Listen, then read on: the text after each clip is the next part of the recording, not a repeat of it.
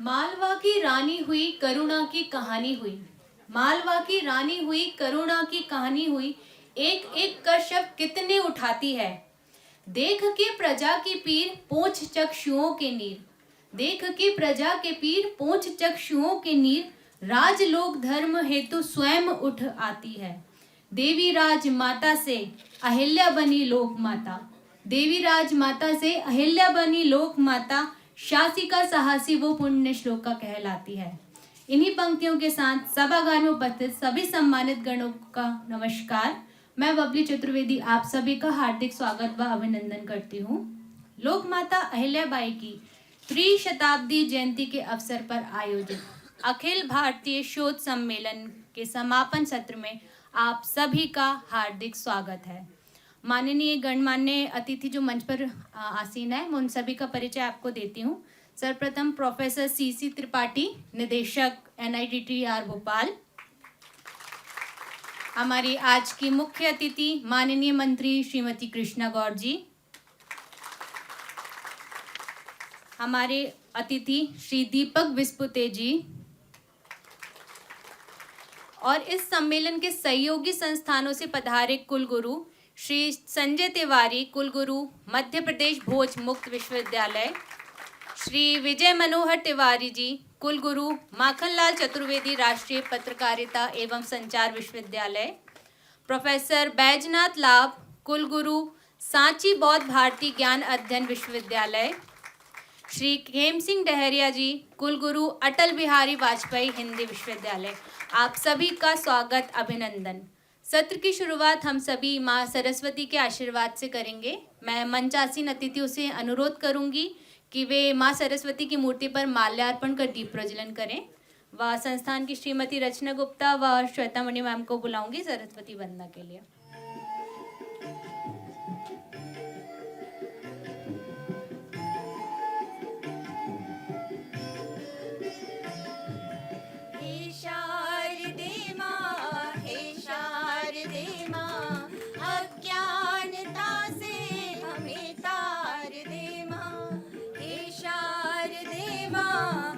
शारदे माँ अज्ञानता से हमें तार दे माँ, हे शारदे माँ।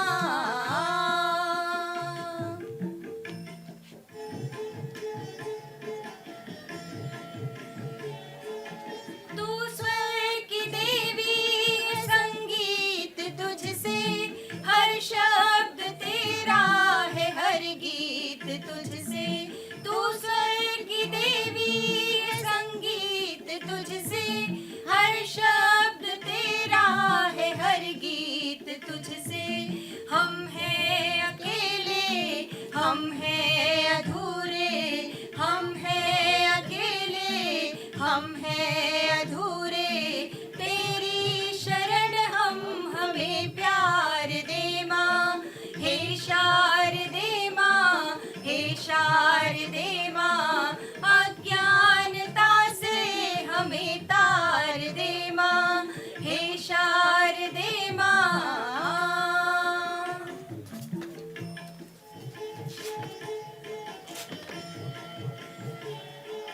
तू श्वेत वर्णी कमल पे विराजे, हाथों में वीणा मुकुट सर पे साजे।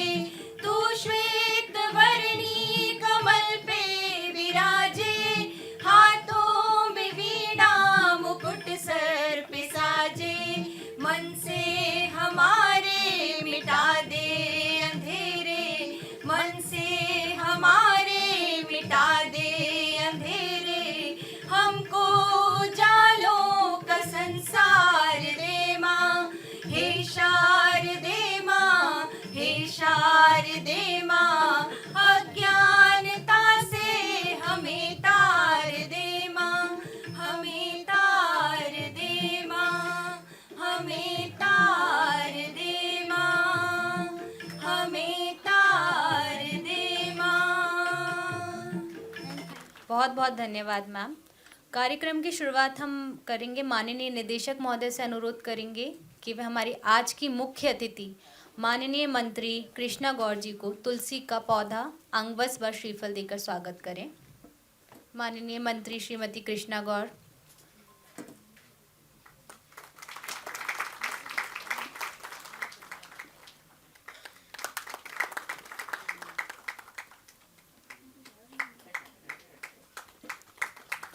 धन्यवाद मैम आपके समय के लिए। मैं निदेशक महोदय से पुनः अनुरोध करूंगी कि वे इस कड़ी में आगे श्री दीपक विस्पुते जी का स्वागत करें। श्री दीपक विस्पुते जी, अखिल भारतीय सह बौद्ध प्रमुख, राष्ट्रीय स्वयंसेवक संघ।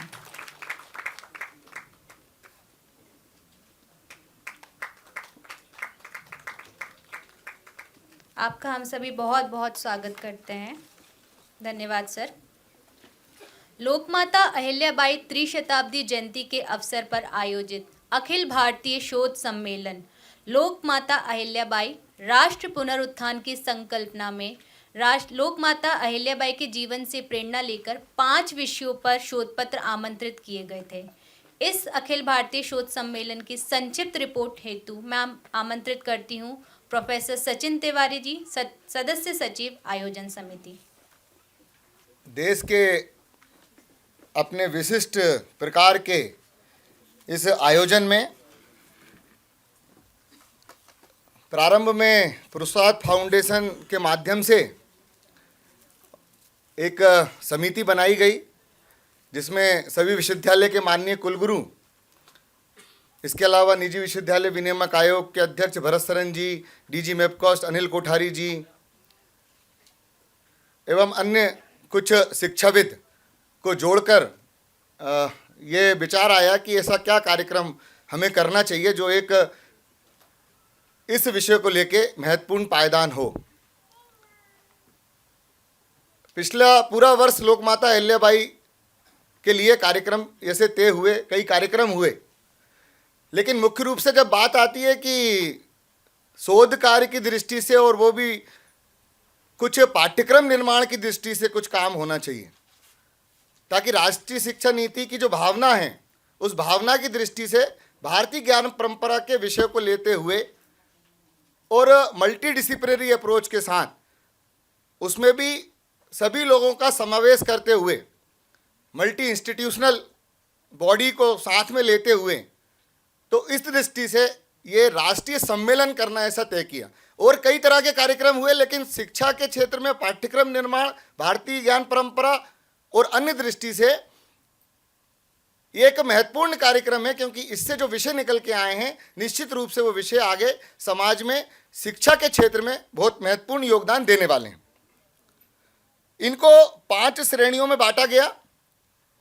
कुल शोध पत्र जो आए लगभग 192 आए, जिसमें से लगभग 120 लोगों ने यहाँ पर शोध पत्र का प्रस्तुतिकरण किया। जैसे ने मैं बताया कि बहु विषयक और बहु संस्थानों को मिलाते हुए इस कार्यक्रम को करने की दृष्टि से भोज, मध्य प्रदेश भोज ओपन विश्वविद्यालय ने न्यायप्रियता एवं प्रशासनिक दक्षता विषय को लेकर पेपर आमंत्रित करना, उनकी समय सारणी बनाना, पेपर प्रस्तुतिकरण कराना, इस सब में मुख्य उनकी भूमिका रही। इसी तरह माखनलाल राष्ट्रीय पत्रकारिता विश्वविद्यालय पंच परिवर्तन से लोक कल्याण विषय पर लोकमाता अहिल्याबाई का जो योगदान पंच परिवर्तन से लोक कल्याण की दृष्टि से जो रहा, उसके शोध पत्रों को का पूरा कार्य माखनलाल राष्ट्रीय पत्रकारिता विश्वविद्यालय ने किया। इसी तरीके से सांची बौद्ध ज्ञान विश्वविद्यालय ने सांस्कृतिक पुनर्निर्माण से राष्ट्र जागरण विषय पर शोध पत्र चयनित करना, मंगाना और प्रस्तुतिकरण कराना। इसी तरीके से अटल बिहारी वाजपेयी हिंदी विश्वविद्यालय ने नारी स्वाभिमान जागरण से समाज उत्थान इस विषय पर अपनी भूमिका निभाई। और 5वां विषय जो था सामाजिक कृत्यों की चुनौतियां और उनका समाधान, ये बरकतुल्ला विश्वविद्यालय ने इस संदर्भ में रिसर्च पेपर आमंत्रित भी किए और उनका प्रस्तुतिकरण भी कराया। 11-12 अप्रैल को हुए इस कार्यक्रम में 20 सत्रों का संचालन हुआ। प्रत्येक सत्र में 6 पेपरों का प्रस्तुतिकरण हुआ 5 पैरेलल सेशन थे, समानांतर सत्र थे, और इन 5 विषयों को लेके 5 समानांतर सत्र में 4-4 सत्र हुए। इस तरह था 20 सत्रों में इन पेपरों की प्रस्तुतिकरण हुई। इन प्रत्येक सत्र में किसी न किसी विद्वान ने, किसी न किसी शिक्षाविद ने, मातृशक्ति ने यह अध्यक्षता की। तो सभी लोगों को जो सामूहिक ऊर्जा का उपयोग किस तरीके से इस विषय की दृष्टि से हो सकता है, उसके लिए भी प्रयास किया गया। पहला सत्र, उद्घाटन सत्र में कैप्टन मीरा सिद्धार्थ दवे जी हमारे सामने बैठी हैं, सूरत से आई। लोकमाता अहिल्याबाई की जो राष्ट्रीय समिति है उसकी आप राष्ट्रीय सचिव हैं। उन्होंने विषय रखा और मुख्य वक्ता जो रहे, बीज वक्तव्य जिनका रहा, श्री हेमंत मुक्तिबोध जी का बीज वक्तव्य रहा। माननीय मंत्री उच्च शिक्षा एवं तकनीकी शिक्षा आदरणीय श्री इंदर सिंह परमार जी ने उस कार्यक्रम की अध्यक्षता करी। बड़ी गरिमा में पूर्ण वो कार्यक्रम रहा। कल आप लोग सब उसके साक्षी बने। दूसरा सत्र, चूंकि ये विषय सब लोगों तक पहले जाए, अब ये विषय ऐसा था कि कई बार जब पेपर मंगाए जा रहे थे, लोगों से आग्रह किया जा रहा था, तो लोग पेपर बनाने में बहुत लोगों को असुविधा हो रही थी, बहुत ज़्यादा कंटेंट नहीं मिल रहा था, और फिर अलग अलग विषयों का वर्गीकरण किया गया, तो थोड़ा सा कठिन कार्य उस समय जान पड़ रहा था। लेकिन इन विषयों की स्पष्टता की दृष्टि से 5 दीदियों को, मातृशक्ति को दूसरे सत्र में आमंत्रित किया गया, जो विशेष वक्ता 5 सत्र में रहीं, कीनोट स्पीकर रहीं, जिसमें सिद्धार्थ मीरा दवे दीदी बैठी हैं, वो माला ठाकुर दीदी, अनज्ञा ताई, निवेदिता चतुर्वेदी जी और चिन्मयी दीदी, ये 5 लोगों ने 5 विषयों पर अपने विषय का प्रस्तुतिकरण किया।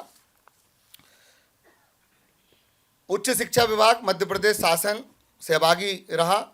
समय समय पर उन्होंने पूरे पत्र जारी करे, और इस दृष्टि से आगे भी हम इस कार्य को लगातार आगे बढ़ाएं।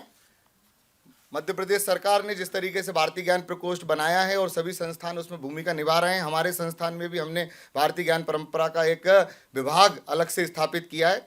तो मुझे ऐसा विश्वास है कि आगे हम इन विषयों को लेके सामूहिक रूप से इसी तरह के कार्यक्रम करते रहेंगे। एक और उल्लेखनीय बात ये रही कि पूरे प्रदेश से ही नहीं, पूरे देश से पेपर आए। आपको जान के प्रसन्नता होगी, उत्तर प्रदेश, आगरा, गोरखपुर, छत्तीसगढ़, राजस्थान, सभी जगह से पेपर आए। और मध्य प्रदेश का तो लगभग कोई भी ऐसा जिला नहीं है, चाहे वो मंडला हो, डिंडोरी हो, चाहे वो टिमरनी हो, चाहे वो सतना हो, चाहे वो सीधी हो, लगभग मध्य प्रदेश के सभी जगह से आए। और कल बड़ा आनंदित मैं महसूस कर रहा था जब महेश्वर से एक दीदी, वहाँ की प्राचार्य थी, वो पेपर प्रस्तुत कर रही थी, तो उनकी भावनाएं देखकर मैं भी बहुत अभिभूत हुआ, क्योंकि उसी स्थान से वो आई थी जहाँ पर माता अहिल्याबाई का स्थान था। तो इस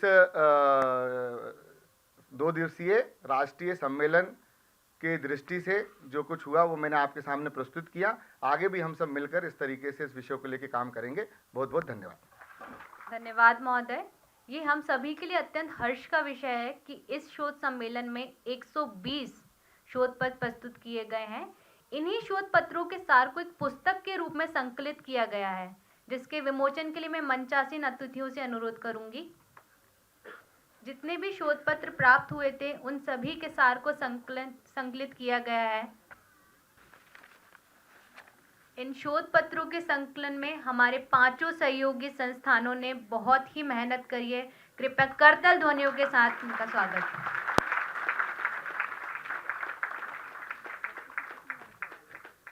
लोकमाता अहिल्याबाई राष्ट्र पुनरुत्थान की संकल्पना शोध पत्रिका।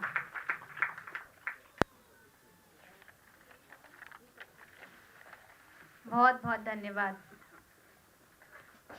सत्र की अगली कड़ी में आप सभी का ज़्यादा समय न लेते हुए मैं मंच पर मुख्य अतिथि को बुलाऊंगी। इनका पहले मैं एक संक्षिप्त विवरण देना चाहूँगी। माननीय मंत्री कृष्णा गौड़ जी, राज्य मंत्री स्वतंत्र प्रभार मध्य प्रदेश शासन, जो पिछड़ा वर्ग एवं अल्पसंख्यक कल्याण, विमुक्त घुमंतु और अर्ध घुमंतु कल्याण विभाग के मंत्री हैं एवं बीजेपी ओबीसी मोर्चा की राष्ट्रीय उपाध्यक्ष भी हैं। आपने पूर्व में भोपाल की महापौर के रूप में भी कार्य किया है। करताल ध्वनियों के साथ स्वागत माननीय मंत्री श्रीमती कृष्णा गौड़।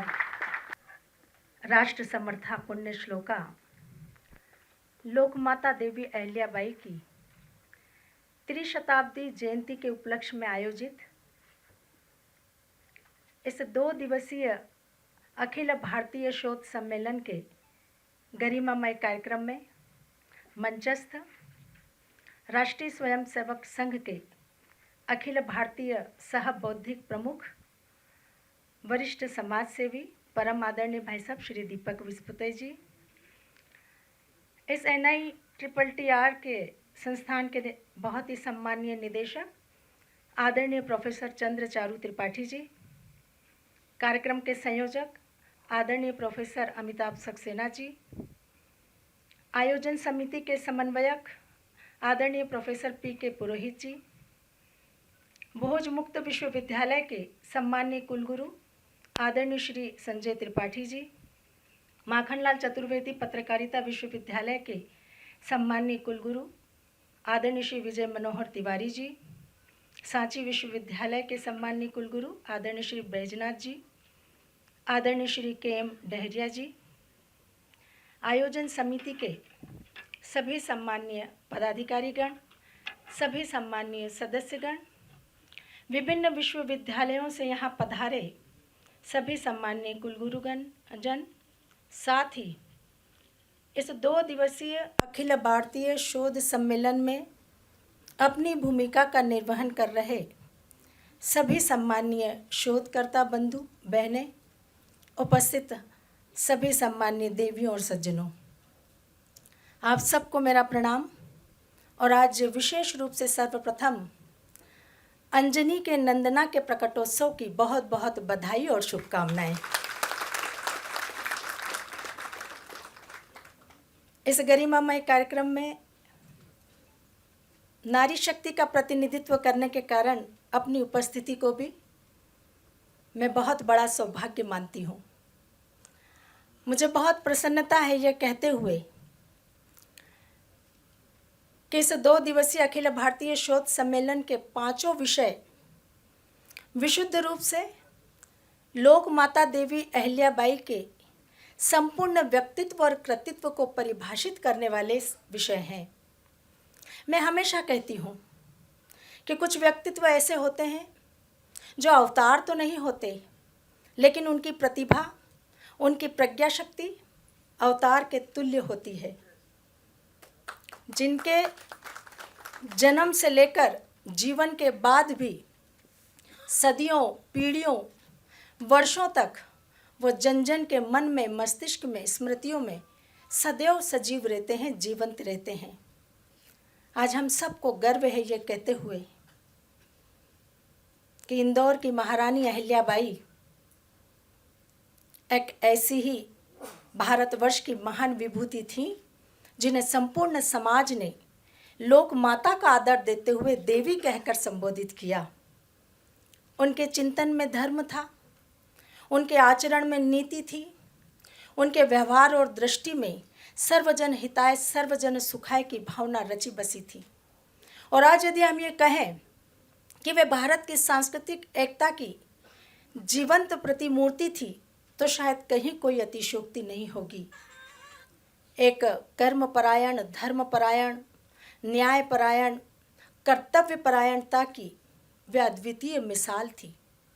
वे एक ऐसी राजमाता थी जिन्होंने अपने शासन को सेवा का माध्यम बनाया और सत्ता को साधना का स्वरूप दिया। हम सब जानते हैं कि काशी से लेकर रामेश्वरम तक, गंगा से लेकर गोदावरी तक अनेकों सैकड़ों मंदिरों का, धर्मशालाओं का, घाटों का, सरायों का, संस्कार कक्षों का, संस्कार शालाओं का, प्रवचन कक्षों का पुनर्निर्माण उन्होंने कराया। और अपनी सनातन संस्कृति के लिए, अपने सनातन धर्म के लिए उनका योगदान हम गर्व के साथ ये कहते हैं कि आज भी भारत की आत्मा में स्पंदित होता है। लोक माता देवी अहिल्याबाई का पूरा जीवन प्रमाण है इस बात का कि जब नारी शक्ति धर्म, कर्म, सेवा और नीति से जुड़ती है तो समाज की दशा और दिशा भी बदल सकती है। और मुझे गर्व है यह कहते हुए कि ऐसे समय में उन्होंने नारी सशक्तिकरण का आदर्श प्रस्तुत किया जब समाज में महिलाओं की भूमिका को बहुत सीमित स्तर पर देखा जाता था। आज चारों तरफ जब महिला सशक्तिकरण की बात होती है तो लोक माता देवी अहिल्याबाई का वह दर्शन पग पग पर हमें प्रेरणा देता है, जब वो कहा करती थी कि सशक्तिकरण का अर्थ केवल अधिकारों की बात नहीं है, ये हमारे कर्तव्यों का निर्वहन, हमारे नेतृत्व की गरिमा और समाज के प्रति उत्तरदायित्व से भी जुड़ा है। उनका चिंतन यह कहता था कि अगर कोई भी नारी अपने आत्मबल, सेवा और आध्यात्मिक मूल्यों को आधार बनाकर किसी भी परिस्थिति में आगे बढ़ती है तो वह समाज में एक आदर्श नेतृत्व दे सकती है। और यह भी कहा कि महिलाओं का मातृत्व केवल परिवार तक सीमित नहीं होना चाहिए, बल्कि परिवार के साथ साथ समाज और राष्ट्र के निर्माण में भी महत्वपूर्ण भूमिका नारी की होनी चाहिए। आज वास्तव में इस आयोजन को विशिष्ट स्वरूप इसलिए भी और मिला क्योंकि यह आयोजन लोक माता के जीवन दर्शन के साथ साथ राष्ट्रीय स्वयंसेवक संघ के शताब्दी वर्ष में हो रहा है। और मेरा हमेशा से ये मानना रहा है कि ये मात्र स्मरण नहीं है, हमारा संकल्प है एक ऐसे राष्ट्र के निर्माण का जिसमें संस्कृति और आधुनिकता का संतुलन हो, जिसमें सेवा और नेतृत्व का समन्वय हो। और यही वह विचार है जिसे राष्ट्रीय स्वयंसेवक संघ पिछले 100 वर्षों से कार्य रूप में चरितार्थ करता आया है। इसीलिए यह आयोजन इतिहास का स्मरण मात्र नहीं है, बल्कि यह हमारे भविष्य का संकल्प भी है। मैं हृदय की अनंत गहराइयों से उन समस्त आयोजन समिति के सम्मानीय जनों के प्रति, शोधकर्ताओं के प्रति, विद्वानों के प्रति, अतिथि गणों के प्रति और आयोजकों के प्रति बहुत बहुत बधाई और साधुवाद प्रेषित करती हूँ, जिन्होंने इस चिंतन को शोध की गहराइयों तक ले जाने का प्रयास किया है। और पूरा विश्वास है मुझे कि निश्चित रूप से इस सम्मेलन के माध्यम से जो विचार निकल कर आएंगे वो भारतीय सांस्कृतिक पुनरुत्थान की दिशा को न केवल स्पष्टता प्रदान करेंगे, बल्कि इसको गति भी देने का काम करेंगे। मेरी बहुत सारी शुभकामना आपके साथ है। एक बार पुनः आयोजन समिति को इस बहुत सुंदर आयोजन का साक्षी और हिस्सा बनने का सौभाग्य मुझे दिया। मैं निश्चित रूप से हृदय की अनंत गहराइयों से आयोजन समिति के प्रति आभार, धन्यवाद व्यक्त करती हूँ। जय हिंद। बहुत बहुत धन्यवाद आदरणीय महोदया। मैं आज के कार्यक्रम के बीच वक्तव्य के लिए श्री दीपक बुस्पते जी को बुलाना चाहूँगी। वे अखिल भारतीय सह बौद्ध प्रमुख राष्ट्रीय स्वयंसेवक संघ से हैं। माननीय महोदय। मंच पर आसीन अपने आज के इस समापन की तरफ बढ़ने वाले कार्यक्रम के और मुख्य अतिथि के रूप में मंच पर विराजमान हमारे ही मध्य प्रदेश की एक यशस्वी, सफल, स्वयं अपने परिश्रम के दम पर अपने इस स्थान को पाने वाली ऐसी बहन कृष्णा, मंच पर उपस्थित अपने अन्य सारे ऐसे श्रद्धेय कुलगुरु वृंद, गुजरात से अपने इस कार्यक्रम में पधारी हुई श्रद्धेय मीरा बहन, यहाँ सभागार में उपस्थित अपने सारे प्रबुद्ध जन, श्रद्धेय मातृशक्ति, कुल मिलाकर कल से हम एक विशेष प्रकार के और अवसर पर और एक चिंतन धारा के प्रवाह में प्रयत्न करते हुए इस सब प्रकार के सारे लोग हैं।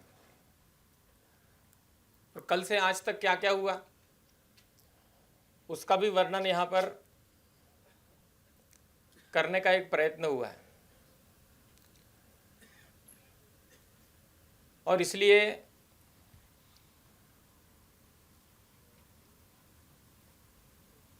आप सब लोगों ने भी माता अहिल्या देवी के विभिन्न प्रकार के विषयों का अभ्यास अध्ययन करते हुए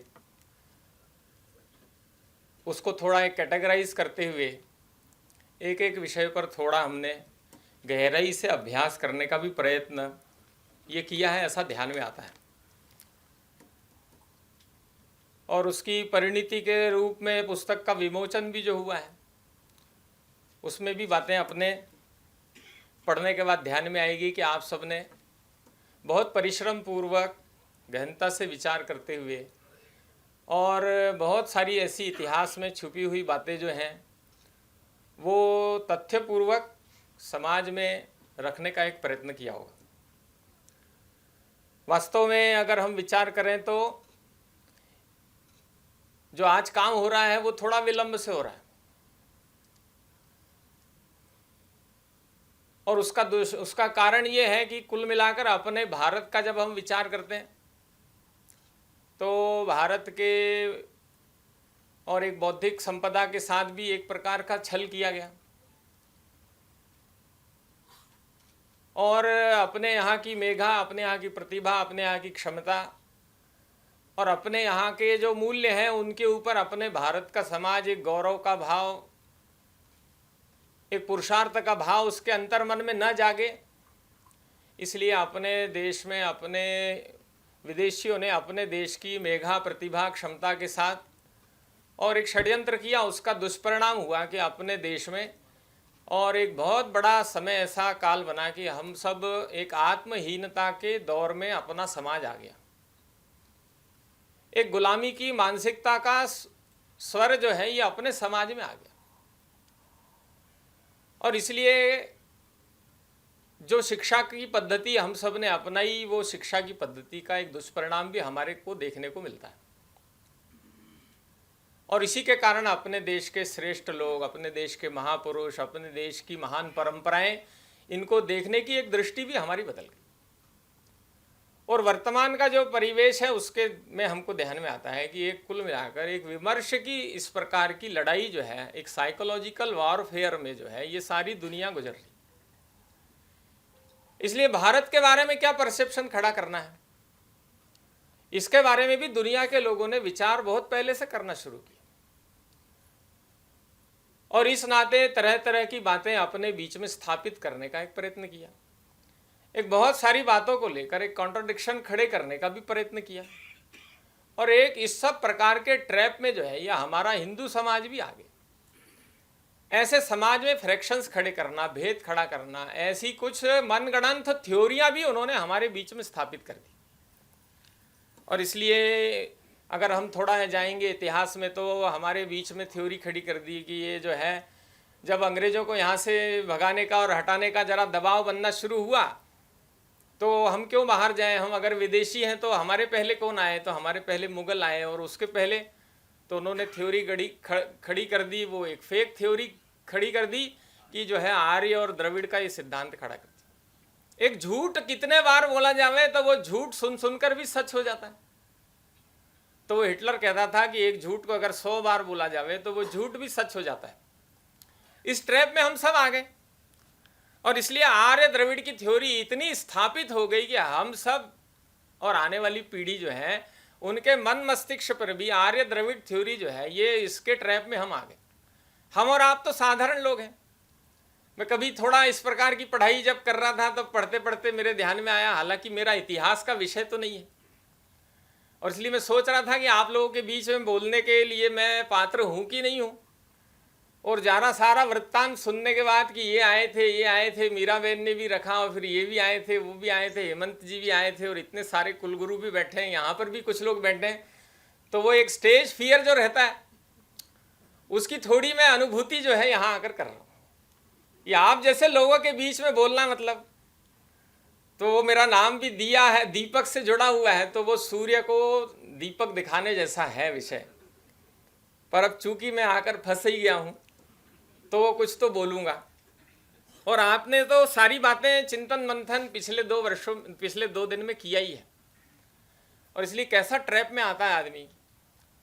तो मैं जो बात कर रहा था कि पढ़ते पढ़ते मैंने जब आर्य और द्रविड़ का सिद्धांत पढ़ा तो लोकमान्य बाल गंगाधर तिलक जो है इन्होंने आर्य थ्योरी का जो है बहुत पुरजोर समर्थन किया है। वो अंग्रेजों के समर्थन में रहे कि हाँ आर्य बाहर से आए, यहाँ से चले, ऐसा ऐसा करते यहाँ पर आए।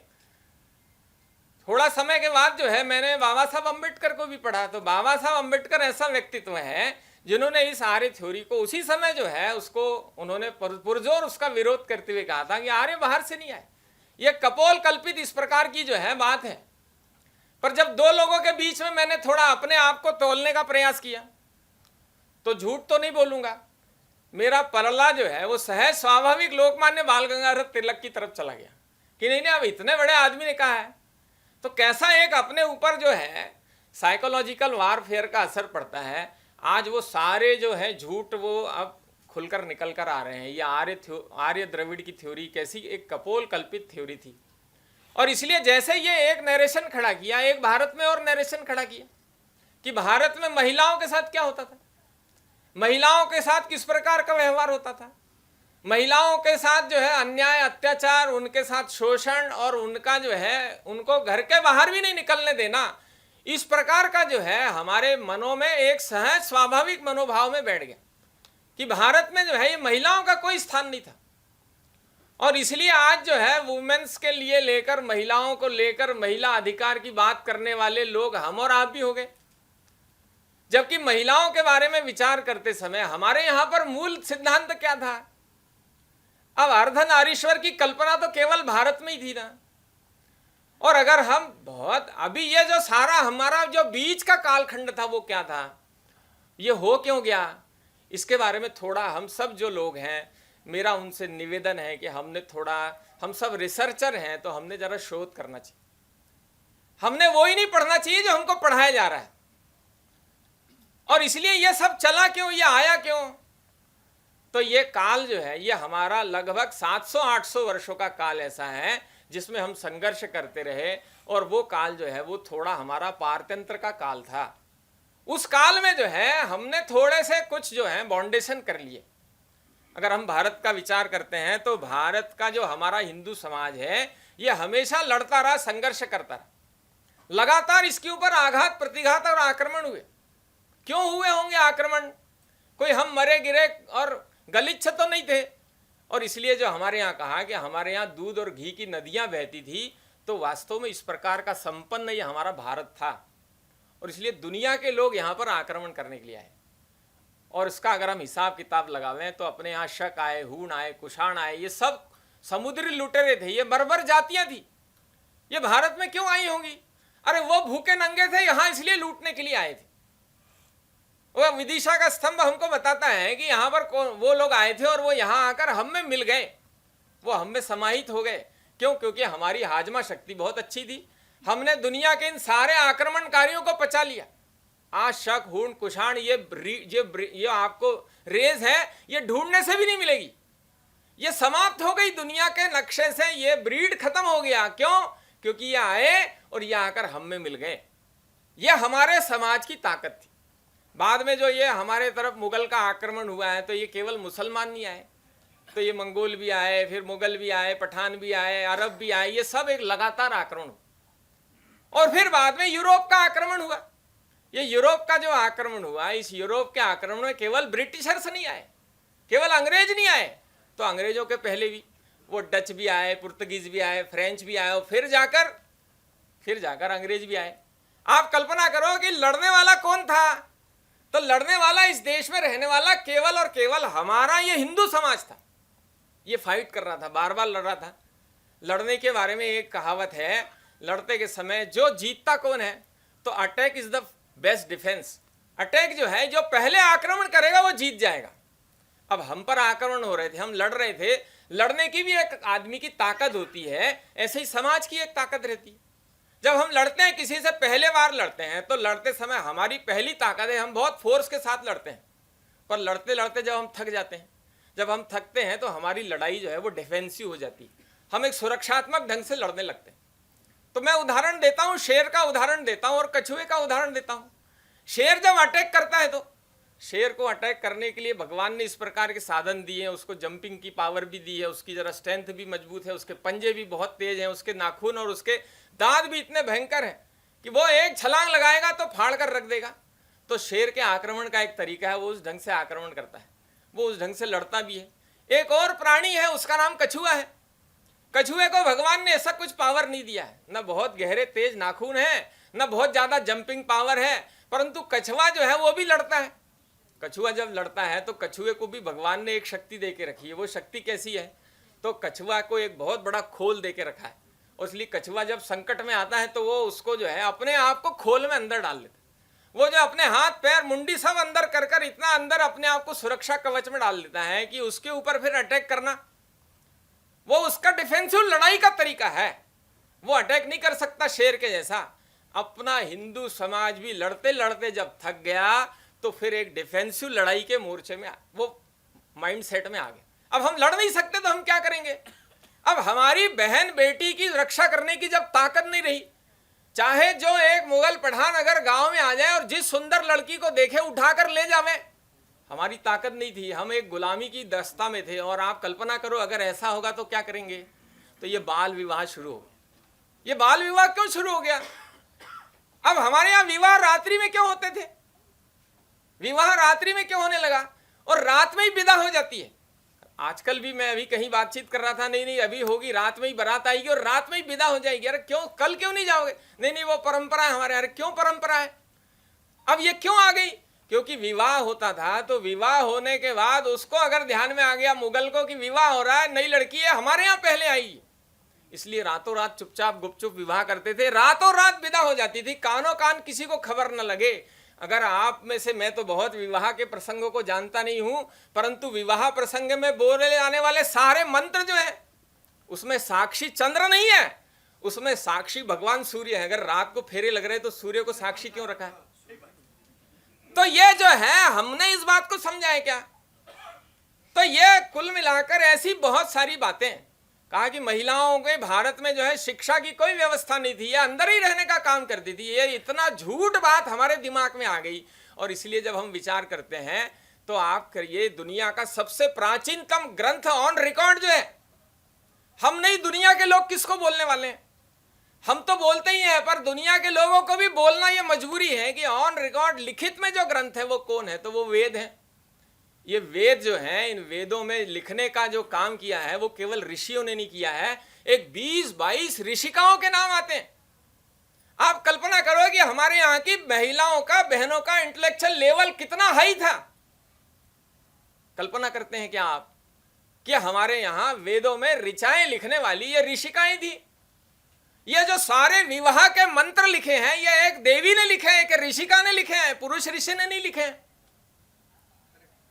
और उसमें भी वो वर्णन करते हुए कहती है कि जब बारात से दूल्हा घर पर लेकर आता है तो उसमें वर्णन करते हुए वो कहती है, वो सास कहती है गांव के लोगों से कि मेरे घर में नई बहू आई है, आप गांव वाले आओ, ये आओ, वो आओ, सारे जो लोग हैं आओ और मेरे वधू का जो है वो दर्शन करो। वो सारे गांव के लोगों को आमंत्रित करती है कि मेरी नववधू आई है, उसका दर्शन करो। अगर पर्दा प्रथा होती तो ये नववधू का दर्शन करने के लिए सारे गांव को क्यों हल्ला करके बुलाती? तो ये हमने समझा क्या? और इसलिए अगर हम रिसर्च कर रहे हैं तो हमने जरा मूल स्तोत्रों पर जाना पड़ेगा कि बेसिक्स क्या हैं, हमारे यहां पर कितना एजुकेशन से। अब ये तो बहुत पुरानी बात है, हम अगर थोड़ा सा अगर विचार करते हैं तो शंकराचार्य का काल आता है ना, बहुत ज्यादा पुराना काल नहीं शंकराचार्य का काल। ये शंकराचार्य विद्वत्ता के क्षेत्र में ऐसा अनुपम इस प्रकार का व्यक्तित्व, आज भी दुनिया में उसकी टक्कर का आदमी है क्या? उनका जो अद्वैत का सिद्धांत है और जो सारी उनकी विद्वत्ता की बातें हैं, उन सब विद्वत्ता की बातों का अगर हम मिसाल लेंगे तो आज भी उस टक्कर का आदमी है क्या? अब ऐसे श्रेष्ठ शंकराचार्य का मंडन मिश्र से संवाद हुआ है, जो विमर्श हुआ है, जो एक वाद विवाद हुआ है, उस वाद विवाद में जो उसका डिसीजन मेकर है वो कौन है? वो स्वयं भारती है और वो स्वयं जो है उसकी पत्नी है। डिसीजन कितना पक्का, जिसको हम कहते हैं कि न्याय जो है कैसा सात्विक और शुद्ध हो सकता है कि अपने पति के खिलाफ भी अगर निर्णय देना हो तो वो निर्णय में अपने यहाँ की बहन, भगिनी, माता जो है वो पीछे नहीं हटी। अब भारती कोई पढ़ी लिखी नहीं रही होगी, ऐसा है कि आप शंकराचार्य के लिए जो जज बनकर आई है वो कैसी रही होगी?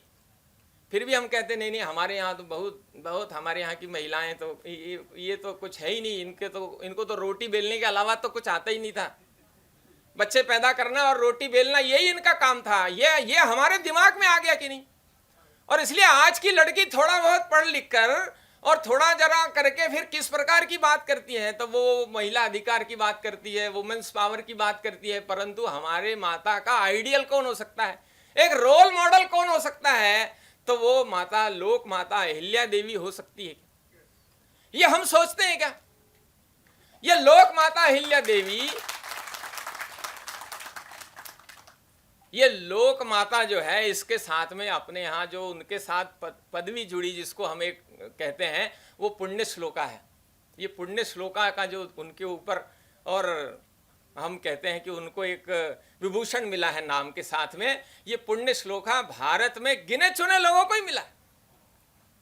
ये बड़े बड़े राजा महाराजा बादशाह इनको नहीं मिला। तो ये पुण्य श्लोका क्यों मिला और किसने दिया? तो उस समय के सारे देश के साधु संत महात्माओं ने विचार पूर्वक इस प्रकार से वो पुण्य श्लोका उनको वर्णित करते हुए, और इसलिए वो आज से कल्पना करो कि 300 साल पहले, बहुत पुरानी बातें तो मैंने आपको बताई, परंतु 300 वर्ष पूर्व भी एक अपने देश में एक ऐसी महारानी जो है वो साम्राज्य करती हुई हमारे ध्यान में आती। और इसलिए मैं कहता हूं कि ये थोड़ा सा हम जब अभ्यास अध्ययन करते हैं तो हमने थोड़ा नैरेटिव बेस भी हमने अभ्यास अध्ययन करने की आवश्यकता है।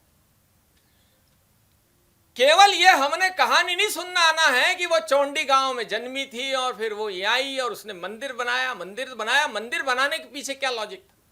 वो रानी थी तो रानी के पीछे लॉजिक क्या था? तो मैं कहता हूं कि दुनिया में हम पाश्चात्य जगत में और बड़े बड़े किंगडम्स हुआ करते थे, बड़े बड़े राजा हुआ करते थे, बड़े बड़े राजाओं के राज्य हुआ करते थे।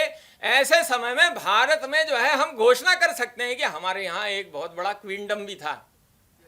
ये हमारे ये नैरेटिव क्यों नहीं हम करते कि हमारे यहाँ रानी साम्राज्य थी? और वो रानी आज अगर हम विचार करेंगे तो हमारे यहाँ ये एक और नैरेटिव गढ़ा जाता है कि हमारे यहाँ दलित, शोषित, इस प्रकार का अन्याय, अत्याचार, इस प्रकार का प्रयत्न करने वाला। अब अगर हम ये विचार करेंगे तो हमारे यहाँ एक ऐसी बेटी जो है, जो तथाकथित शायद कहीं उत्तर प्रदेश में भी अस्पृश्य समाज ऐसा माना जाने वाला, जिसको आज कानूनी भाषा में एससी वर्ग कहते हैं, तो कहीं एससी में कहीं ओबीसी में है, वो महिला थी, इस प्रकार के वर्ग की थी, विधवा थी, परंतु इस प्रकार के वर्ग को भी हमने प्रतिष्ठापित किया और उसको लोक माता का दर्जा दिया। यह भारत की विशेषता, वो पुण्य श्लोका कहलाई। तो हमारे यहां यह बात नहीं थी कि ये इस जाति का है, ये इस बिरादरी का है, ये छोटा है, ये महिला, ये था ही नहीं। जो क्षमता है उस क्षमता को हमने प्रतिष्ठापित किया, उसको मान्यता प्रदान की, उसका हमने जय जयकार किया, उसका हमने वंदन किया, हमने उसका पूजन किया। यह हमारा विमर्श क्यों नहीं बनता है? यह हम क्यों नहीं स्थापित करते हैं? और भारत का इतिहास है कि जब जब मातृशक्ति ने सत्ता का भार संभाला है, जब जब वो सत्ता में आई है, ऐसा आपको एक भी उदाहरण नहीं मिलेगा भारत के इतिहास में कि वो माता जो राज सत्ता पर आई है वो प्रजा के हितकारी ना हो। सिंगल भी नहीं मिलेगा कि वही कोई क्रूर साम्राज्य थी, ऐसी एक भी नहीं मिलेगी। और इसलिए हमारे यहाँ मातृ देवता जो है, हमने उनको किस प्रकार का, हमारे यहाँ अगर हम श्लोक का वर्णन करते हुए कहते हैं कि कैसे कैसे लोग हो गए, तो बहुत सारों के तो नाम विचार करेंगे तो बड़ी लंबी सूची बनेगी। पर वो एक श्लोक हम लोग रोज अपने संग में भी गाते हैं। वो श्लोक में हमने क्या कहा? अरुंधति अनुसुईया च सावित्री जानकी सती द्रौपदी कण्डगी गार्गी मीरा दुर्गावती तथा लक्ष्मी रहल्या चन्नम्मा रुद्रमा अंबा सुविक्रमा निवेदिता शारदा च प्रणम्या मातृदेवता। ये हमारी दृष्टि है। ये हमने क्यों नहीं स्थापित किया? अगर हम सब एकेडमिक लाइन के लोग हैं तो हमने इन सब बातों के बारे में विचार करना, और इसलिए ऐसा विचार जब हम करते हैं तो हमने एक एक विषय का हमने एकेडमिक साइड से, और दूसरा हमने एक विमर्श की स्थापना क्या विचार करना। यह हमारी दृष्टि है क्या? अब नेशन के बारे में लेकर, राष्ट्र के बारे में लेकर हमारी क्या दृष्टि है? तो हमारी दृष्टि जो है नेशन को लेकर एक पॉलिटिकल जो है, यह हमारा एंगल आता है। और इसलिए हमारे लोगों ने, पुराने लोग भी इस ट्रैप में आ गए। हम भी कहते हैं कि भारत तो कभी राष्ट्र नहीं था, और इसलिए भी हम तो एक नेशन बनने की प्रक्रिया में है। कभी शायद नेहरू जी ने भी कह दिया कि हम देश बनने, हम राष्ट्र बनने की प्रक्रिया में। अब हमारे राष्ट्र की संकल्पना क्या है? तो हमारे राष्ट्र की संकल्पना एक सांस्कृतिक है। राज सत्ताएं कुछ भी होंगी, पर राष्ट्र जो है अखंड आसे तो हिमाचल, सारा राष्ट्र हमारा एक था। और इसलिए कैसी एक राष्ट्रीय दृष्टि थी, कैसा एक नेशनल विजन था।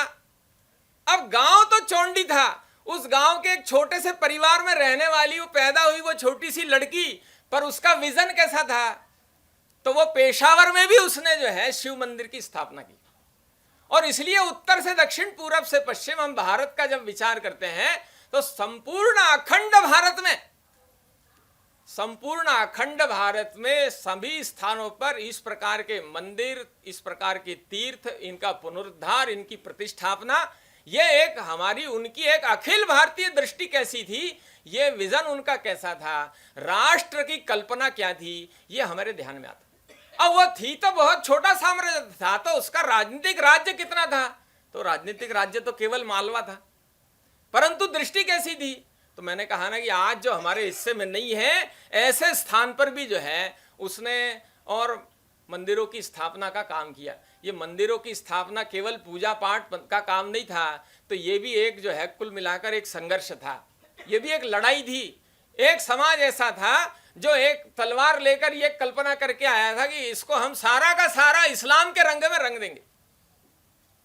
उनकी कल्पना ही है, उनको जन्नत तभी नसीब होने वाली है जब वो दारुल हरब को दारुल इस्लाम में बदल देंगे। सारी दुनिया को हम इस्लाम के झंडे के नीचे लाकर खड़ा करेंगे, तभी हमको जन्नत मिलने वाली है, तभी वो कयामत का दिन आएगा। और इसलिए वो इस काम में दुनिया में तब से लगे हुए हैं।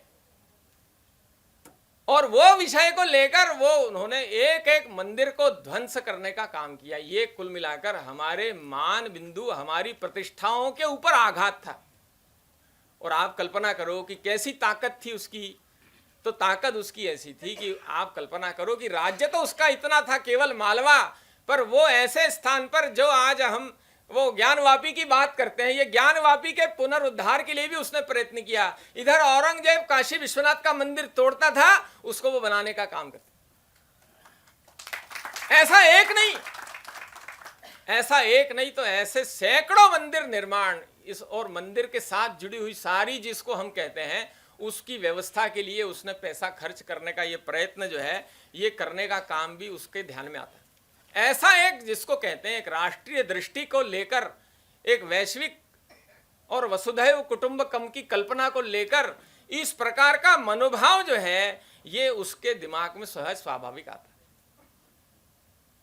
शायद दुनिया में कोई इतिहास में ऐसा नहीं मिलेगा जो हम आज कहते हैं कि ये जो है और पुरुष प्रधान सत्ता जो है ये हमारे भारत में है। ऐसे पुरुष प्रधान सत्ता के प्रतीक अगर हम विचार करते हैं तो वो उनके ससुर साहब का विचार करो।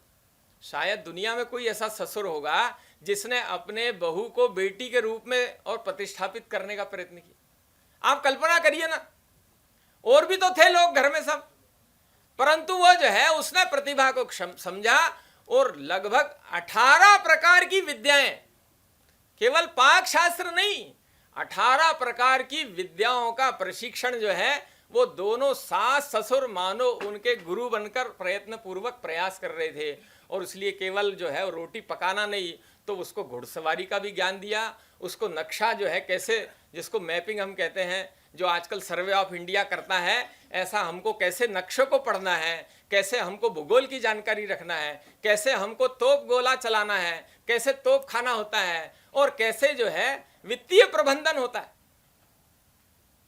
ऐसे कुल मिलाकर एक 18 चीजों का प्रशिक्षण जो है वो एक ससुर जो है अपने बेटी को बेटी मानकर, बेटी की दृष्टि लेकर अपने बहू को इस प्रकार का दृश्य, ऐसा दृश्य जो है ये सब हमको दिखने को मिलता नहीं। और ये सब करने के बाद, ऐसी तैयारी के बाद फिर उसको अपने राज्य सत्ता के संपूर्ण सूत्र भी वो सौंप देते।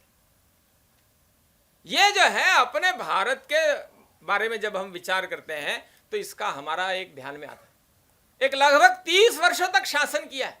आप कल्पना करो, 30 वर्षों तक निष्कंटक इस प्रकार का साम्राज्य करने वाली, संभवतः 29 साल 8 महीने आता है, 29 वर्ष 8 महीने वो शासन अपने यहां पर करती रही। और ऐसा शासन का जो है उनका जब विचार ध्यान में आता है तो जिसको आज हम कहते हैं कि कैसा एक अंतरराज्यीय संबंध भी होना चाहिए, किस प्रकार की और दृष्टि होना चाहिए, पड़ोसी राज्यों से किस प्रकार का संपर्क संबंध होना चाहिए, उसका भी जो है हमको उदाहरण ध्यान में आता है।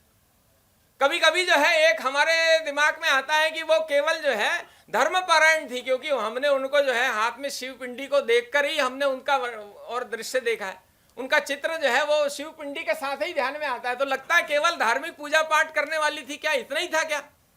तो केवल इतना नहीं था, तो वो रण कौशल में भी उतना ही थी। और रण कौशल जिसको हम कहते हैं, तो वो रण कौशल के साथ केवल रण कौशल नहीं, तो स्ट्रेटेजिकल भी जो जिसको हम कहते हैं, तो कैसा स्ट्रेटेजिकल हुआ जाता है। बिना उसके कोई 30 साल शासन कर सकता है क्या? 30 साल में कोई उनके ऊपर आक्रमण नहीं हुआ। अपवाद एक आध दो है, वो ऐसे अपवाद जो है, क्यों? क्योंकि लोगों सारे देश में एक धाक थी।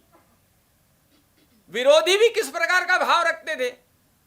तो एक युद्ध का वर्णन आता है, उस युद्ध के वर्णन में जो है, और होलकर और पेशवा निजाम के साथ, हैदराबाद निजाम के साथ लड़ाई कर रहे हैं। उसी समय वहां का कुछ एक प्रतिनिधि मंडल आता है और वो बताता है कि माता और वो हैदराबाद के पास एक राजमुंदरी नाम का स्थान है, हैदराबाद से 120 किलोमीटर दूर एक जंगल में बड़ा प्राचीन शिव जी का मंदिर है। उन्होंने कहा ये मंदिर की जो है हालत बड़ी खराब होते जा रही है, मंदिर में पूजा अर्चना की भी व्यवस्था नहीं है, वहां पर कोई इस प्रकार का आवक जावक का साधन नहीं है, वहां रास्ते ठीक नहीं है, और हम चाहते हैं कि आप इसके बारे में जो है कुछ चिंता करिए। अब वो बैठी यहाँ पर है अपने महेश्वर में बैठकर जो है वो कहती है अच्छा ठीक है। वो तुरंत एक पत्र ड्राफ्ट करती है, वो पत्र जो है वो निजाम को भेजती है, हैदराबाद के निजाम को, कि हमारी प्राचीन परंपरा के आधार पर उस प्रकार के मंदिर की देखरेख जो है वो ठीक प्रकार से होना चाहिए, और इसलिए मैं अपने यहाँ से कुछ पैसा जो है ये भेज रही हूँ, और साथ में कुछ लोगों को भी यहाँ पर भेज रही हूँ, आप जरा इनको केवल और केवल अनुमति दे दीजिए। एक धाक कैसे रहती है। तो वो निजाम का पत्र है, वो निजाम ने कहा कि आपा आप बिल्कुल चिंता मत करिए, हम इसकी सारी व्यवस्था करेंगे। अब ये केवल जो है केवल श्रद्धा भक्ति के कारण नहीं था, तो इनकी एक धाक कैसी थी कि अगर ये इन्होंने हमारे तरफ दृष्टि टेढ़ी वक्र कर दी तो हमारी राज सत्ता पर भी और जो है प्रश्न चिन्ह खड़े हो जाएंगे। इस प्रकार जो है विरोधी भी उनसे डरते थे, इस प्रकार का उनका राज्य व्यवस्था था। और इसलिए ऐसे अगर हम तो सब उसका अभ्यास अध्ययन किए हुए लोग हैं, किस प्रकार की अवस्था में आदमी कैसे संघर्ष करते हुए आगे बढ़ सकता है, इसके उदाहरण हमारे ध्यान में आते। वो रघुनाथ पंत का उदाहरण भी है, जो एक कुशल कूटनीति कैसी होती है। तो परिवार में पति खत्म हो गया, ससुर खत्म हो गया, और बाद में उनका पुत्र भी खत्म हो गया। ऐसा दोनों तीनों अपघात होने के बाद और कुल मिलाकर कैसा दृश्य खड़ा हो गया। तो वहां पर इस अवस्था में एक महिला की अवस्था क्या होगी।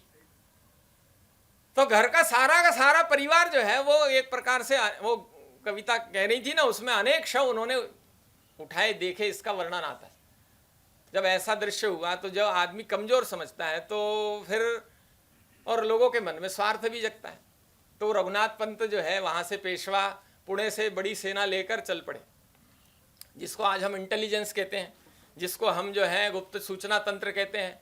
उसको उस समय टपाल व्यवस्था कहा जाता था। एक व्यवस्था तो वैसे हुआ करती थी जो सारे देश में चलती थी, ऐसी व्यवस्था का एक अल्टरनेट जो है उन्होंने खड़ा किया। उन्होंने हर 10 कोस पर अपना एक आदमी डेप्यूट किया, वो उनके सूचना तंत्र का वाहक हुआ करता था। और उनको तत्काल ध्यान में आ गया कि रघुनाथ पंत जो है वहां से सेना लेकर आ रहे हैं। तुरंत उन्होंने जो है, और उनके जो सेनापति हुआ करते थे उनको, वो जो राजस्थान की तरफ किसी लड़ाई पर थे, उनको एक पत्र लिखा। वो पत्र में संकेत कैसा है देखिए, भाषा क्या थी। भाषा थी कि आप जो हैं वहां पर हैं, ये पत्र आपको मिलते ही आप तुरंत वापस आइए। अगर आप भोजन कर रहे हैं तो बिना हाथ धोए आप वापस आइए। अर्जेंसी कैसी है ये उसके ध्यान में आया, और इसलिए वो वहां से वापस आए। आसपास के जितने पड़ोसी राज्य थे, वो गायकवाड़ थे, वो शिंदे थे, वो आपके पवार थे, और वो भोसले थे, सबको उन्हें चिट्ठियां लिखी। उधर रघुनाथ दादा चले हैं, इधर चिट्ठियां लिखकर उनने तत्काल कहा कि जो है, और वतन जो है ये खतरे में, दौलत ये खतरे में। गायकवाड़ ने पत्र लिखा है कि हम सबके ऊपर जो है मल्हार राव के ऐसे उपकार हैं कि हम उसको भूल नहीं सकते हैं, और आप चिंता मत करिए, 15 दिन में फौज खड़ी हो जाएगी। जो मैं साइकोलॉजिकल वॉरफेयर की बात कर रहा था, उसका कैसा यूज किया उन्होंने। वो महिलाओं की सेना जो है उन्होंने तैयार की, एक 4-5 हजार महिलाएं, और फिर वातावरण ऐसा बना दिया कि हजारों जो है महिलाएं तैयारी कर ली है। और बाद में जो है वो रघुनाथ दादा चलते चलते शिप्रा के किनारे आकर खड़े हो गए। 50,000 का फौज लाव लश्कर लेकर वो वहां पर खड़े हैं। उनने प्रतीक्षा की, और बाद में जो है ऐसा सारा जिसको एक साइकोलॉजिकल ढंग से उनको प्रेशर करना है, सारा प्रेशर बन गया कि आसपास के सारे राज्य भी और होलकर के समर्थन में महिलाओं की सेना भी आ गई है। और फिर अंतिम कूटनीतिक पत्र जो है वो पत्र उन्होंने लिखा, वो पत्र भी हमको देखना और पढ़ना चाहिए। वो पत्र जब लेकर उनके सेनापति वहां पहुंचे तो रघुनाथ पंत को लगा कि अब आया ऊंट पहाड़ के नीचे, अब तो ये जो है ये चलने नहीं वाली है और ये मेरे से संधि करेगी। परंतु जो पत्र पढ़ा तो पत्र की भाषा ऐसी थी कि रघुनाथ दादा आप आए हैं, हमको पता चला है, परंतु आप ये मत समझो कि आप रसगुल्ला गड़प करने वाले हो। यहाँ पर जो है हमारा आपका पहला संघर्ष जो होगा मेरी जो है वो और वाहिनी के साथ होगा, मेरी जो स्त्री शक्ति की जो सेना है उससे होने वाला है। बाद में मेरे साथ इन सब राज्यों का समर्थन भी है। और रघुनाथ दादा इस लड़ाई के मोर्चे पर अगर हम सब लड़ते हुए बलिदान हो गए, हम हार भी गए, तुम जीत भी गए, तो कुल मिलाकर दुनिया तुमको क्या कहने वाली है कि कैसा आदमी है ये जो महिलाओं के साथ लड़ा। और अगर तुम हार गए तो तुम्हारे स्वर्ग में गए पुरखे भी जो हैं तुम्हारे ऊपर नाम रखेंगे कि कैसा आदमी है, एक महिलाओं से हार गया। और रघुनाथ दादा ने तुरंत पैतरा बदला कि नहीं हम ऐसे नहीं, हमको गलत समझा, हम तो केवल आपके जो चिरंजीव खत्म हो गए, हम आपके घर पर बैठने के लिए आए। एक 4-5 लोगों को लेकर उनको राज्य में लेकर आए। फिर उन्होंने कहा कि रघुनाथ दादा ये मातम पुरसी का रिवाज हमने आपके द्वारा ये पहली बार नया देखा है। रघुनाथ दादा पानी पानी हो गए। महीना भर उनको रोक के रखा, सारी सेनाएं जो आई थी सब वापस की वापस चली। तो कैसे जो है लड़ना, जीतने के लिए लड़ना जरूरी नहीं है, जीतना कैसे है ये उनको आता था। और इसके बाद भी कैसा एक उदात्त मनोभाव है। इसी के साथ जुड़ी और एक और घटना है, ये रघुनाथ दादा जो है इनको पेशवा ने जो है देश निकाला दे दिया। एक घटना घटी थी, वो उसके ऊपर हम नहीं जाएंगे, वो घटना एक अलग कहानी है। रघुनाथ दादा और उनकी पत्नी जो है आनंदी बाई थी। तो आनंदी बाई जो है ये थोड़ा षड्यंत्री थी, और उनके षड्यंत्रों के कारण जो है जब उसका खुलासा हुआ तो पेशवा ने उनको देश निकाला दे दिया। अब आनंदी बाई को देश निकाला दे दिया, क्या करेंगे? जिस समय देश निकाला दिया उस समय आनंदी बाई जो है वो प्रेग्नेंट थी, वो गर्भवती थी। आप एक कल्पना करो कि एक जोड़े को राज्य के बाहर कर दिया, देश निकाला दे दिया। देश निकाला मतलब एक प्रकार की सजा है, और ऐसी सजा देने के बाद वो अपराधी है, और ऐसे अपराधी को कोई संरक्षण दे सकता है? अब कहाँ जाए हम? अब ऐसे उस समय में आनंदी बाई जो है उसको स्मरण आया अहिल्या देवी। अहिल्या देवी को उसने पत्र लिखा कि हमको देश निकाला दे दिया है, पर मेरी अवस्था ऐसी है, तो मेरी कुछ मदद कर सकती हो क्या? अब धर्म संकट था। पेशवा जो सारे राज्य करता थे, सारे राज्य का संचालन करने वाले थे, उनसे एक प्रकार का उनके राज आज्ञा का विरोध है, कैसे करेंगे? उनने व्यवस्था निकाली और उन्होंने कहा ठीक है, उनने मदद की। उसके सामने प्रश्न था कि एक तरफ राजाज्ञा का विरोध करना है और एक तरफ नारी धर्म का भी तो विचार करना है। तो कैसा उसने विचार किया? उसने कहा ठीक है आप आइए। उसने व्यवस्था की, उसने पेशवा को पत्र लिखा। पत्र वो मराठी में है कि मैंने जो है और आपके जो अपराधी हैं उनको अपने घर में नहीं आने दिया है, उनको मैंने अपने घर में आने से मना कर दिया है, परंतु मैं जो है उनको अपने, और उनके मराठी में उसने लिखा साडी चोळीची व्यवस्था मी केली आहे, घरच्या बाहेर त्यांची साड़ी चोळीची व्यवस्था के लिए है। और इसलिए जो हम लोग थोड़ा मालवा के जानकार होंगे, और वहाँ मंडलेश्वर में उनने उनको वहाँ रोका, महेश्वर में उनके राजधानी में नहीं रोका, मंडलेश्वर में उसने एक गढ़ी, अभी भी वहाँ गढ़ी बनाई है, वहीं पर प्रेगनेंसी हुई, वहीं पर जो है उसकी डिलीवरी हुई, और उसकी सारी व्यवस्था की। पेशवा ने भी रानी की भूरी भूरी प्रशंसा की है कि आप ऐसा मार्ग निकाल सकती है, हमको मालूम नहीं था। ये जो है कुल मिलाकर कैसा दृष्टि था ये हमारे ध्यान में आता है। और ऐसे राज्य के शासन के चलते चलते जो आज महेश्वर है, उस महेश्वर का जब हम विचार करते हैं, जहाँ पर उनका और राजधानी बनाया, राजधानी बनाने के बाद कैसा विजन होना चाहिए, राजधानी का केंद्र कैसा होना चाहिए, अपना राज्य कैसा होना चाहिए, तो कुल मिलाकर राज्य का विस्तार ही नहीं करना है तो राज्य की जनता प्रजा इसको कैसे हमने सुरक्षित संवर्धित और इसको विकास की दिशा में ले जाना है, इसके बारे में भी आप सबने अभ्यास और अध्ययन ये सहज स्वाभाविक किया हो। और इसलिए वो महेश्वर की साड़ी जो है, आज बड़े बड़े और इंडस्ट्रियल मीट होता है, ये होता है, और मीट के नाम पर अब बोलना ठीक नहीं है, वो कोट हो जाएगा, क्या क्या नहीं होता है, परंतु हाथ की लाई क्या है?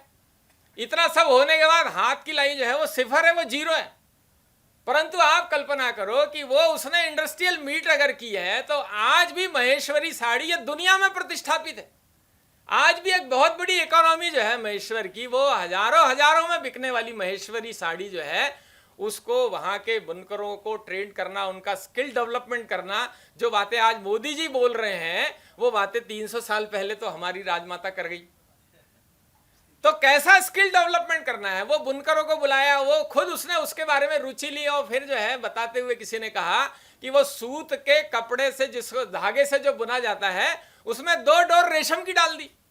एक नया जिसको हम कहते हैं, और प्रोडक्ट कैसे बनाना है, कैसे उसकी गुणवत्ता बढ़ाना है, वो महेश्वरी साड़ी के नाम पर आज भी हमारी माताएं बहनों में एक बार तो मिल जावे, ऐसा एक मन में सहज स्वाभाविक लालायित होती है। आज भी 300 वर्षों के बाद भी मन में आता है।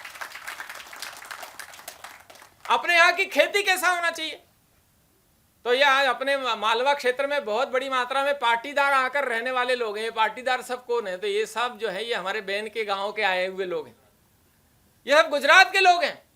अब वो गुजरात गई तो उसके ध्यान में आया कि यहाँ पर खेती अच्छी होती है, हमारे यहाँ पर खेती जो है इसका अगर हमको डेवलपमेंट करना है, तो उसने वहाँ के लोगों को बुलवाया, उनको जमीनें दी, उनको जरा कहा कि हमारे यहाँ के किसानों को भी समझाओ, इनको भी सिखाओ। एक आज भी मालवा जो है खेती के क्षेत्र में मध्य प्रदेश में एक उन्नत की तरफ बढ़ता हुआ जाता है। अगर इसका बेस अगर कोई है तो वो हमारी लोक माता अहिल्या देवी, उनका उस समय विजन था।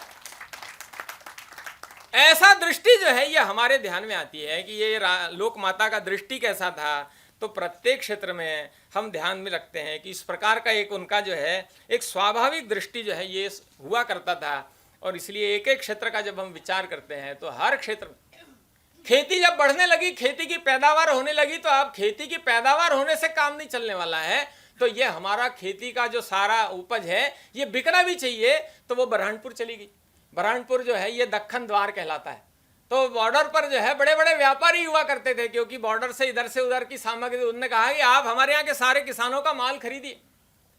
और इसलिए अपना सारा क्षेत्र जो है कैसा सुरक्षित और कैसा संवर्धित हो सकता है, इसके बारे में उसका विचार जो है किस प्रकार का था, कैसा विजन था, ये हमारे बात ध्यान में आती। ऐसे ही आज जो है जल संरक्षण और ये सारा पंच परिवर्तन आदि के विषय है, तो किस प्रकार से उनका दृष्टि था।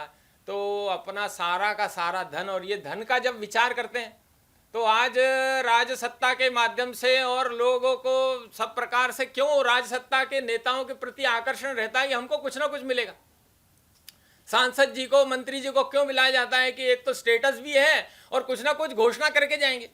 मुख्यमंत्री बुलाए तो कुछ ना कुछ घोषणा करके जावे, ऐसा एक सहज मनोभाव आता है। नहीं नहीं, ऐसा भले वो घोषणा, कुछ लोग घोषणा वीर ही हो जाते हैं,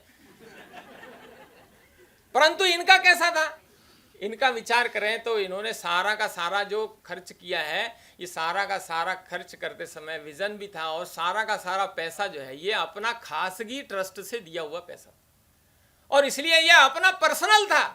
ये घोषणाएं करने वालों से पूछो कि आपके जेब से कितना निकला है, जेब से तो कुछ नहीं निकलता है, जाता तो सरकार के खाते से है।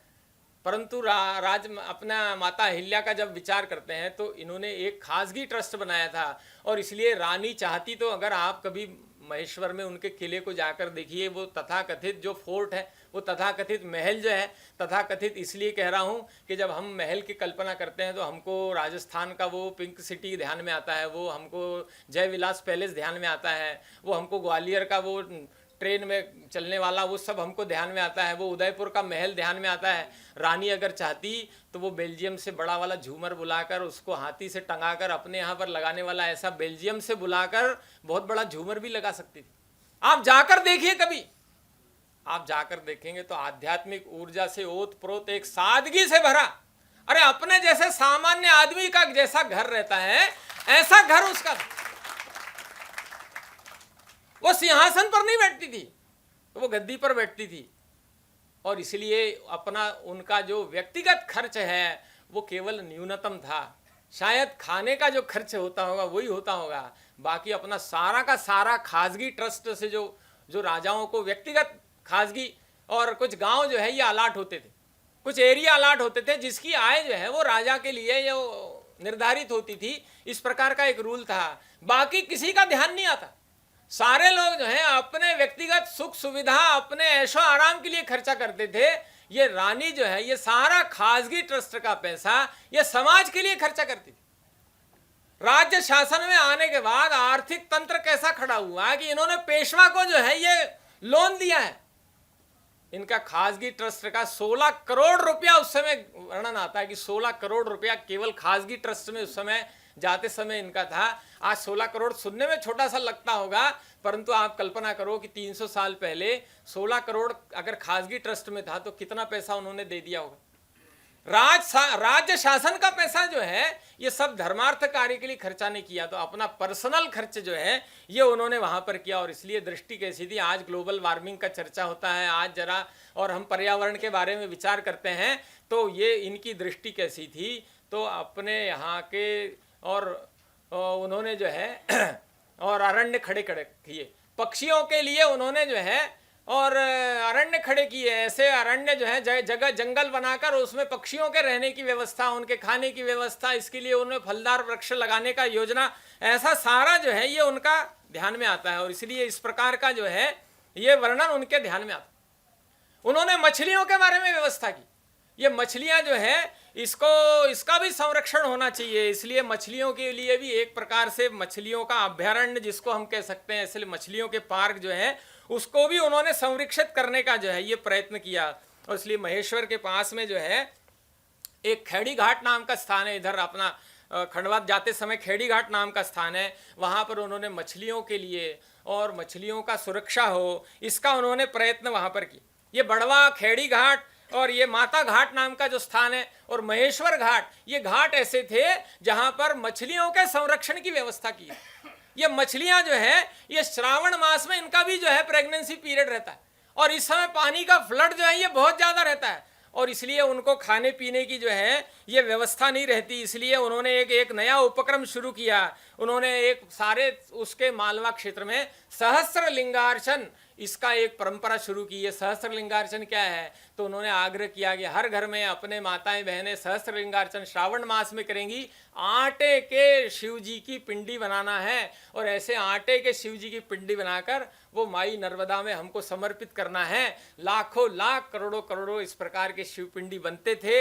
हर मास श्रावण में जाकर उसकी जो है वो मछलियों के लिए जाता था। ऐसे मछलियों का कैसा संरक्षण करना है, आज हम बड़ी बड़ी बातें करते हैं, ऐसी दृष्टि जो है ये उनकी वहां पर थी।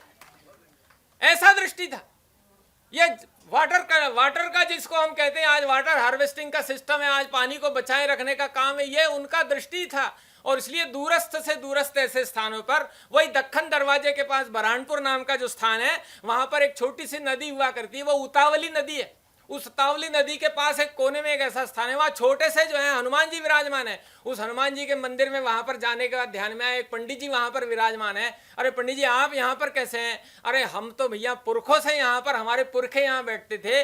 क्यों? यहाँ पर एक बहुत सुंदर बावड़ी जो है ये राजमाता ने खुदवाई थी, क्योंकि यहाँ से आने जाने वाले राहगीरों के लिए पानी की व्यवस्था नहीं थी। ये पानी का संरक्षण होना चाहिए, इसलिए ये बावड़ी खुदवाई। ये बावड़ी ठीक से बनी रहे इसलिए हनुमान जी महाराज को यहाँ विराजमान कर दिया, और ये सब ठीक चलता रहे इसलिए हमारे परिवार को एक मोटी धनराशि देकर परंपरा से हमको यहाँ इसकी स्थापित करके ऐसा जल संरक्षण के लिए, राहगीरों के लिए ऐसा विचार 300 साल पहले भी एक राजमाता करती है। कैसा विजन था। अब ये बातें हमारे ध्यान में आती है क्या? ये बातें हमने प्रयास करते हैं क्या? इन सब बातों को हमने समाज में स्थापित करते हैं क्या? और इसलिए हमने केवल राजमाता लोक माता की पुण्य श्लोका की कहानी नहीं सुनाना है, तो हमने एक विमर्श भी स्थापित करना है कि भारत में माता का स्थान क्या था, एक माता की दृष्टि कैसी थी, एक राष्ट्र की संकल्पना कैसी थी, भारत ये कैसा था। ये हजारों हजार वर्ष पूर्व हमारे यहाँ कहा यत्र नारेस्तु पूज्यन्ते रमन्ते तत्र देवता, ये हमारे यहाँ की दृष्टि।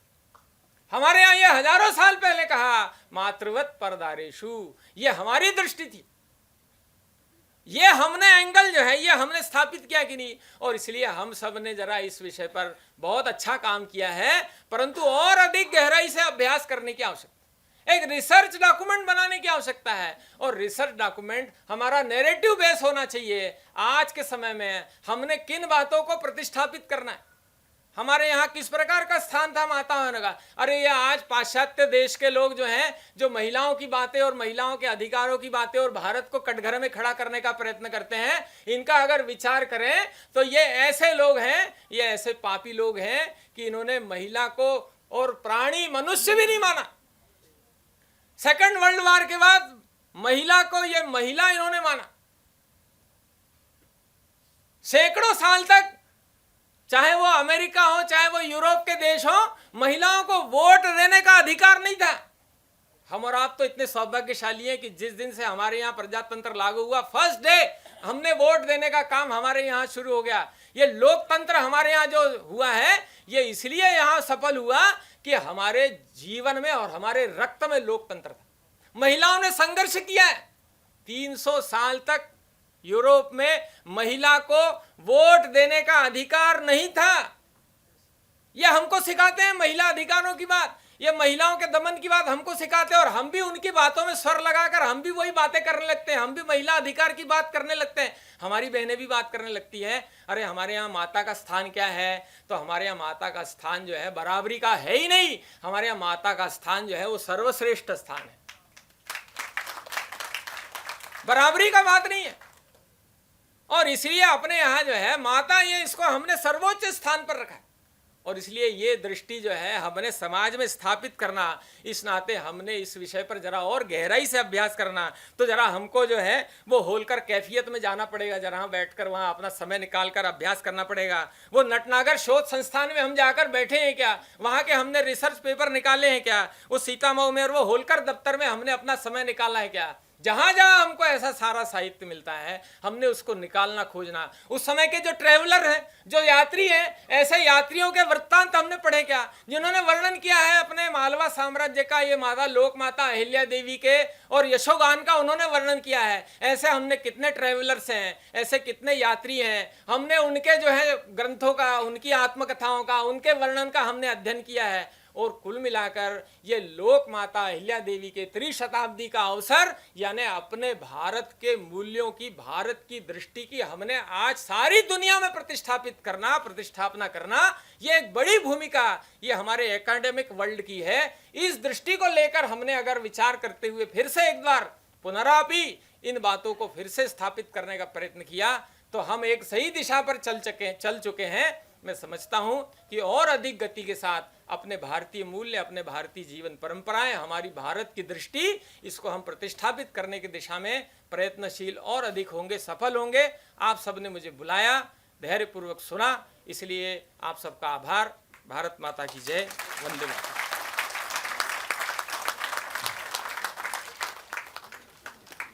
बहुत बहुत धन्यवाद महोदय, आपके ज्ञानवर्धक व्याख्यान के लिए हम सभी आपके आभारी हैं। कार्यक्रम के अंतिम कड़ी की ओर बढ़ते हुए मैं माननीय निदेशक महोदय से अनुरोध करूंगी कि वे सभी सहयोगी संस्थानों की ओर से माननीय मंत्री कृष्णा गौर जी को स्मृति चिन्ह प्रदान करें। ये स्मृति चिन्ह विशेषकर लोक माता अहिल्याबाई के समर्पित है। इसी क्रम में मैं निदेशक महोदय से पुनः अनुरोध करूंगी कि वे श्री दीपक विस्पुदे जी को भी स्मृति चिन्ह प्रदान कर सम्मानित करें।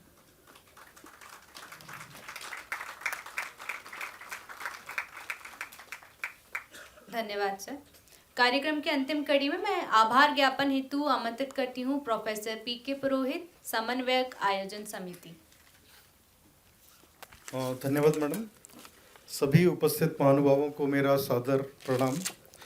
आज के इस अखिल भारतीय शोध सम्मेलन में समन्वयक के नाते मैं आप सभी का हृदय से स्वागत, वंदन और अभिनंदन करता हूँ। अहिल्याबाई का शासन एक आदर्श सांस्कृतिक पुनर्जागरण की मिसाल है।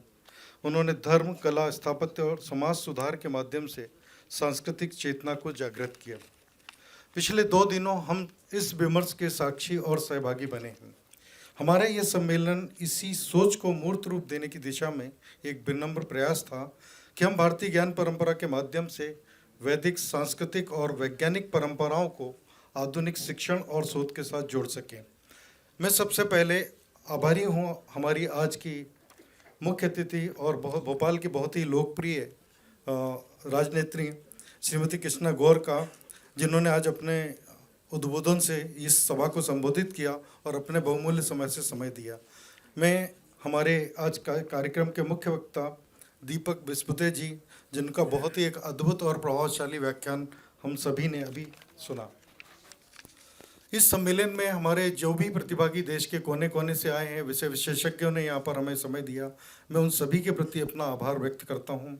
हमारे सभी भोपाल के जो विश्वविद्यालय हैं उसके कुलगुरु मंच पर विराजमान हैं, जिन लोगों का मार्गदर्शन हमें पिछले कई माह से इस सम्मेलन के सफल आयोजन के लिए मिलता रहा है। सभी विश्वविद्यालय से मेरे सहयोगी समन्वयक यहाँ सामने बैठे हुए हैं, उन सभी का भी मैं आभार व्यक्त करता हूँ, जिन्होंने अथक प्रयास किया, दिन रात मेहनत करके इस सम्मेलन को सफल बनाया। मैं मेरी नेटर टीम NITTTR भोपाल की जितनी भी कमेटी हैं, जितनी भी समिति हम लोगों ने इस कार्यक्रम को आयोजन के लिए बनाई थी, उन सभी का भी हृदय से धन्यवाद करता हूँ, जिनके परिश्रम और समर्पण से ये सम्मेलन सफल हो पाया। मेरे सामने हिंदी ग्रंथ अकादमी के अशोक कड़ेल जी भी हैं, जो हिंदी ग्रंथ अकादमी इस सम्मेलन के जो शोध पत्र हमारे प्रस्तुत हुए हैं, उनमें से जो उत्कृष्ट शोध पत्र हैं, अच्छे शोध पत्र हैं, उनका प्रकाशन भी रचना या किसी एक अलग जर्नल में प्रकाशित करने की चर्चा उनसे हुई है। इसके बाद सभी प्रतिभागियों से भी मेरा निवेदन है कि लंच के जस्ट बाद उनके प्रमाण पत्र इसी ऑडिटोरियम में बांटे जाएंगे और जो भी विश्वविद्यालय के संबंधित समन्वयक हैं, लंच के तुरंत बाद कंप्यूटर सेक्शन में, कंप्यूटर डिपार्टमेंट में सभी के साइन वहाँ पे होना है, तो प्रमाण पत्र भी हम लोग आज दे देंगे सभी को। और इसके बाद आप सभी लंच के लिए आमंत्रित हैं।